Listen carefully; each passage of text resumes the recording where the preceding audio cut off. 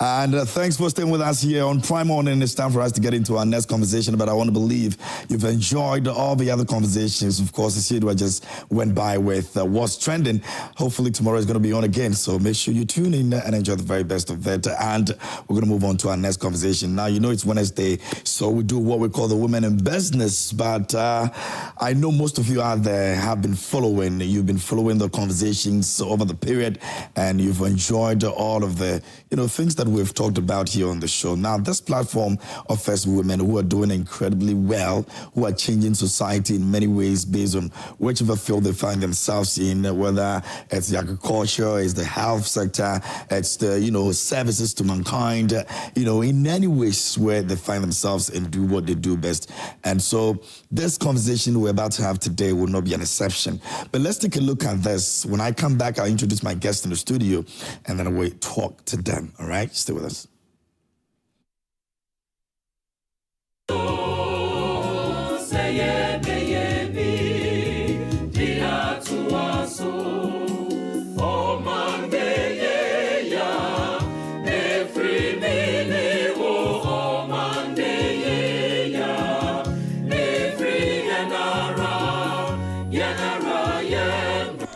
A reader today is a leader tomorrow. Our journey with Step Publishers has been an incredible one, constantly providing these girls with reading materials so they can stay in school.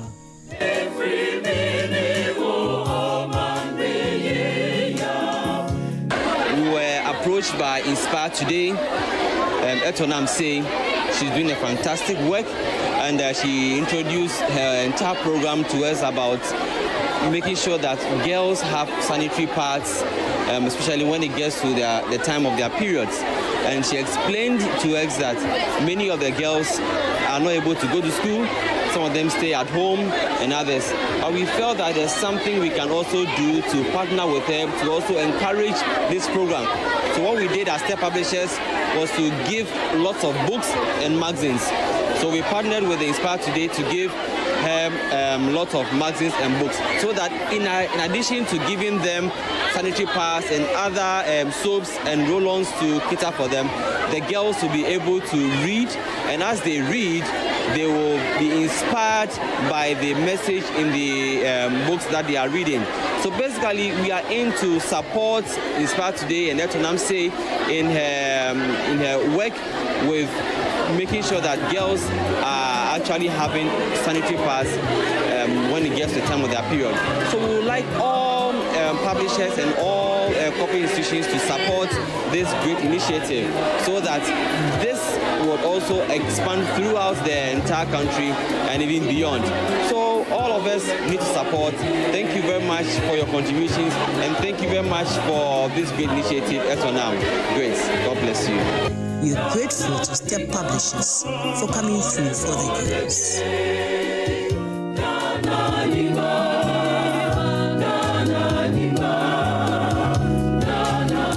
And those were young girls benefiting from the great works of Etonam Say, and she's the founder of Inspire Today.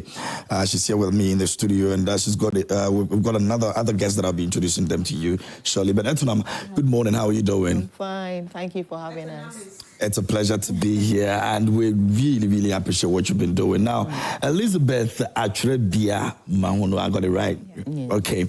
She's an assistant head teacher, New Bawe Experimental 1 Basic School. How are you doing? Very well, thank you. So we'll stick to Elizabeth, right? Yes. Awesome. I also have over here Esther Manubia Kwafo. Esther, how are you doing? I'm doing good. Okay, speak up a bit for me, okay? Okay. I also have here Beatrice Frimpong. Beatrice, how are you doing? I'm very good. Great. Okay, I like you. I'm very good. Ama Ohinewa Vidzro. I got it right? Yes. Okay, how are you doing? I'm here at you. Hope you also see. I can't complain. Hey, bravo. It's good. I like it. Anyway, Etonam, I mean, this is great work you've been doing. Inspire Today. Right. What exactly is this? So Inspire Today is an NGO. We support young menstruating girls, mainly in public schools, with what they need to stay in school. Our main aim is to bridge the gap between male and female enrollment in schools. Okay. So with support from corporate institutions whose corporate social responsibilities are aligned to ours, we provide them with sanitary towels, other personal hygiene items like soap, deodorants, shaving sticks, underpants, depending on the needs of the community. And then we also give them reading materials. And we've done this since 2019 May. And we look at three things mainly. Advocacy, which a lot of people know us for, social intervention, which you just saw, and then mentorship. So we don't only give these items to the girls, we don't only do all the advocacies. What we also do is we mentor the girls. And over the past almost 6 years, we have supported not less than 54,000 girls. Wow. And we have done this with the support of benevolent people, organizations who have come on board to support us year in, year out. Now, Inspire Today, we are aimed at, helping achieve SDG 3 and 5, which is promotes good health and well-being, and also promotes gender equality. The gap between male and female enrollment in school is really wide, and we are trying to bridge that gap. Girls don't go to school when they menstruate. Why? I mean, sometimes just the 5 days they're menstruating, they don't go to school because they don't have what it takes to stay in school. They don't want to stain themselves. They don't have the right materials to keep themselves clean. So what we do is provide them that need, that support. And believe it or not, the sanitary pad is really expensive. It's more than $1. And for a parent who is not able to, afford that, the child will have to stay in school if they're not using the right materials. And we are encouraging the girls to go into sporting activities and all of that. So if a girl is using a cloth and she's running or she's doing all this volleyball, and I mean, how do you expect the girl to be confident? So what we're doing is to instill confidence in the girl and let them know that it is possible. And so far, so good. How has it been? Oh, it's been amazing. I mean, some of the reports we've gotten, especially from Bawe Cluster, which I work with most of the time because I live in that community, is that the period we give the girls the pass, they don't miss school. Okay. They come to school. And so that is for us good because it means that we have identified a problem and we are resolving. You close the gap. Yeah, we are closing the gap. It's crazy, some of the things that the girls are having to go through. Some are exchanging sex for sanitary pads.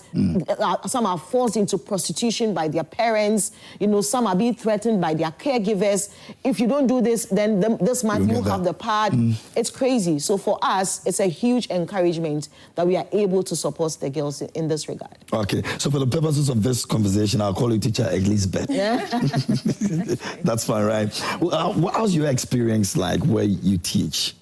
Okay, so with where I teach, the enrollment is quite large. Okay. And we have a lot of adolescent girls.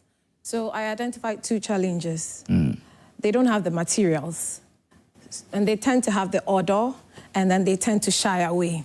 So in a month, you can have about 6-7 girls in a class missing school.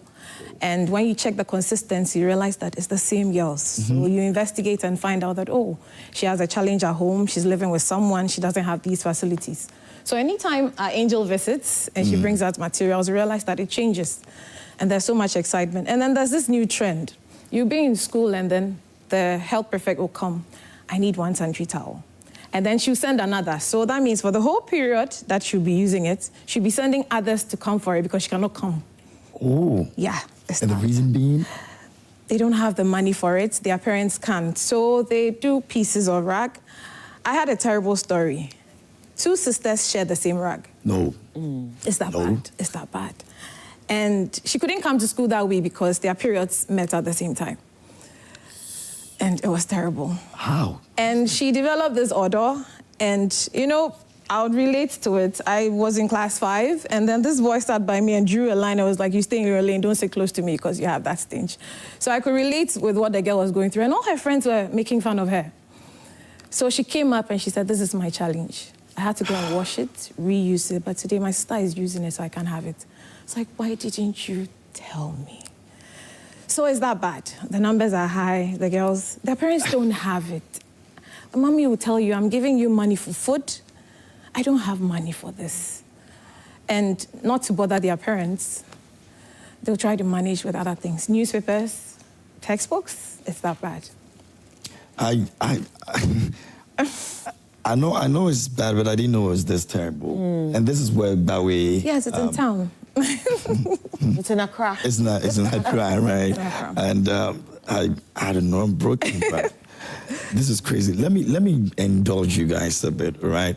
And so I'm going to start off with Esther. Yes, Esther, you're an adolescent, right? You want to tell us what your experiences has been with regards to, how to handle your menstrual cycle and all that. Okay, so my experience with the menstruation is not a good memory if I recollect it. It happened in church, and I think the following day I came to school, and in our school we don't have these changing rooms where a girl can just go in, change their pad, and come back to sit in class. So for like a whole day, you can just sit with the sanitary pad on you till you get home. And I've been having some infections, which is not good to talk about right now. I don't think menstruation has been really helpful because of our lack of changing room. Beatrice, let's talk about your experience when it comes to what Hope for Girls has been able to, push you through in terms of insight and what you've been able to Okay, gather. with me, during my period, I go through a lot of pain. The cramps is really serious. It's like torture. Even at your age? Yes, please. Sometimes I miss school because the pain is so severe, I can't even move. It got to a time, it was so severe that I was rushed to the hospital. And that's where I got the news that I may not be able to bear children in the future. That broke me down, both physically and mentally. I couldn't go around doing whatever I was doing as a girl anymore. But when I came into contact with the book, the Hope for Girls book, I read stories that I could really relate to. And these stories encouraged me to doing more. And my teachers, my parents, and my friends have been really supportive. And with this book, I know there's hope for the future. Now I'm living a healthy, and I'm really confident and continue living a happy life. Beatrice, how did you meet Mrs. Rita Etonamse, and how's the story that, the book is told help motivate you in your adolescent life? Yeah, that's an interesting question. So I met Auntie Etonam on 28 May 2023, which was an International Menstrual Hygiene Day. And Auntie Etonam really gave out sanitary pads, soaps and deodorants, which really helped us. The smiles on the faces of many girls was really heartwarming. Her advocacy to ensuring that all girls have access to sanitary pads has ignited a fire within me, fueling my passion to engaging in organizations that advocate for these things. Yeah. And also, she has encouraged me to own an organization, an NGO of my own tips. And that's a brighter life you're starting right there, because, it's not easy for you to achieve some of these things. So having somebody like her in your life to, guide you and all that will be a very good start for you. Now, you spoke about how difficult it is for you to have your menstrual cycle. Is it something that can be corrected? Have you spoken to your mom, your dad? Yeah. Is there a doctor that has tried to make you understand if it can be corrected? They didn't want me to know about it. Okay. So they said I have white. Then curiosity kills the cat. I saw the inscription on my medication. Then I went on Google, searched for it, and I saw the effects of my sickness. Now, I don't know, I don't feel happy recollecting this memory because I could go inside and cry all day, knowing that I may not be able to have kids in the future. But with this book, I've really had the courage to come out and know that there's still hope. Yeah, this book has also encouraged me, and there are some parts of the book that helps encourage girls who've gone through all these things, and also gives us solutions that I'm also using right now, and I know it's going to help me. So as it stands right now, you don't know the name of the sickness? I do know. You do? Yeah. Maybe she may not want to talk about it. Okay, that's fine. I know that there are guardians that will help you out, to go through that journey. But when you listen to these stories and all that, how do you deal with them? So, interestingly, I have had I didn't have it easy growing up. So I grew up in Nima, Mamobi. That was where we grew up. And that's a very deprived community. Yeah. And all the things you're hearing today, we've seen them, we've gone through them. So I'm able to relate to most of the challenges these girls go through. So I told myself that it's an opportunity for you to help younger ones who have been through, who are going through what you have been through, to make it less painful, for them.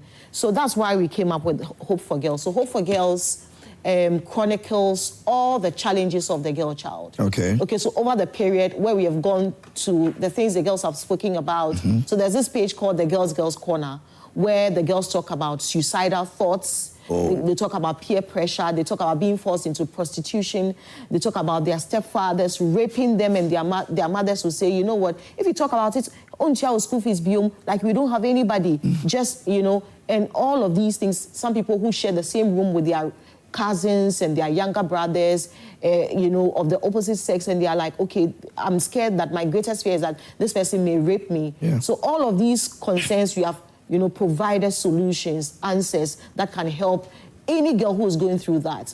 And also there are questions about body odor, there are questions about how to deal with peer pressure, I can't concentrate in class. So everything about menstrual hygiene is in this book, plus more. And it's because, when you're a young girl, you're a teenager, you're very shy. And so when you menstruate, some of them don't even tell their parents. I know a family, the mother got to know the girl had started menstruating because she got pregnant. She didn't even know her daughter had started menstruating. Most girls don't talk to their parents about it because they're shy. But this book tells you why is the color of my blood a bit darker than usual, what to do when you have menstrual pains. I mean, my experience in some of the schools, you go, and the girls are using painkillers consistently. And we've read that painkillers can affect your kidney. So they're abusing the painkillers all because you have pain. So this book tells you when to go to the hospital when you have a menstrual pain, and also to tell you that some of the pains are normal, and also how to improve the blood flow, the choice of food, exercises, and general lifestyle, which will help you. So this book is like a full, like a whole approach. To solving some of these issues. Because some of us didn't have this. Yeah. So most of the girls rely on their friends. Oh, me, you see, way I have pain. Oh, koto way. That's what they rely on. But if you have this book, and this is a guide, and these things you are not taught in class. Nobody teaches you these things in school. So this book is a guide for every girl out there who is navigating, teenage issues.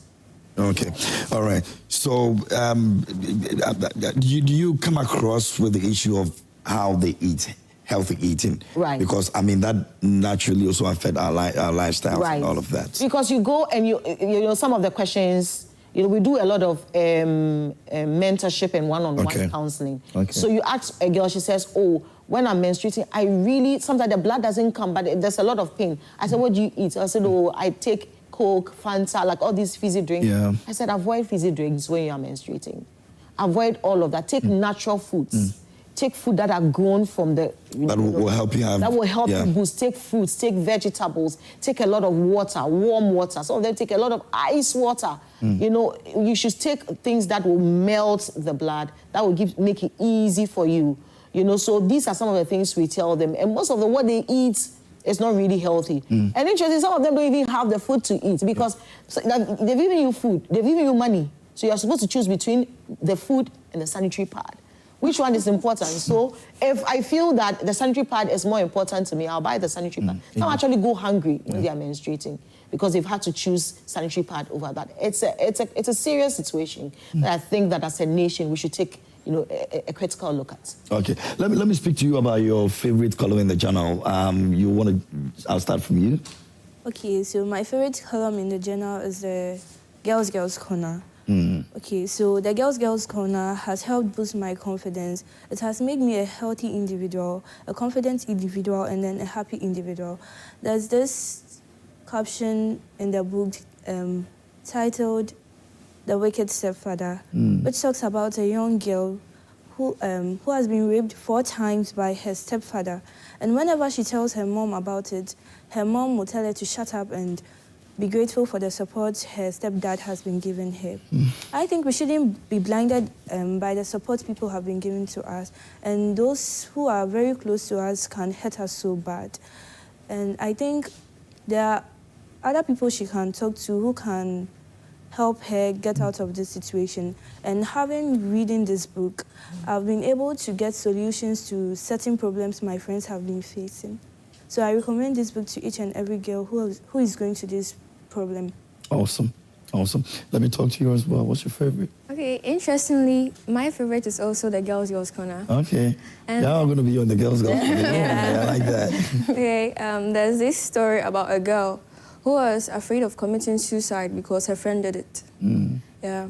So with me going through all this depression, yeah, I relate to this story a lot. And the response Madame gave in the book gave me so much confidence to know that that is not the end. You have other people who can help you, like Madame here. They can help you go through everything you're going through as of now. This book also helped me through my depression period. Yeah, and my friends also encouraged me. And I've also recommended this book to everyone around me. Yeah. I'm still living a happy, confident, and healthy life. All over your face. It's really all over your face. Let me talk to you as well. What's your favorite? Sorry, to second to what they said, my interesting part of the book is the Girls Corner. Okay. And there is an interesting caption entitled The Cousin's Rape, where a girl shares the same room. The girl is 15 years and she shares the same room with her 26 cousin, who every night tries to touch his hair at places that she doesn't like. She told her mom about it, but her mom doesn't live with them anymore. And also, her father is not, they don't have that communication. So he can't tell his father about it. So the book gave an answer to the girl's fear that she should be assertive. Anytime the boy tries to touch her, she should say no, and she should get the courage to tell her dad about it, and also the cousin's parents. So having read the book, it gives me confidence that in every situation, I have an answer to it, and it's very life-saving. So. Yeah, life-saving. I like that. If you just join us here on the show, this is When in Business. My guest in the studio, Etonam Say, who's been changing the lives of many young girls out there. And she's got this book that is called The Hope for Girls. And I'm sure she's going to let us know where we can get some, so that if you're an institution, you want some for your girls, you can actually also contact them for them to get you some of these copies. All right. Let me come to you, Teacher Elizabeth. Now, I don't know how many times you've been broken listening to all these stories, you know, in school. I can imagine. But do you think that there's hope for these young girls? You see that happening? Yes, there is. Having read the book myself, there's a column for me too. Oh, you forgot to ask me. Oh, okay. What is it? Share with us. Yes, the role of the teachers. Okay. So I'm supposed to be a nurse, a counselor, a guide, and a motivator. Wow. So I'm supposed to educate the girls on what they should do. The book does a lot. I'm supposed to be there to hear them out. I shouldn't shut them out or complain that they always grumble or bring complaints or whatever.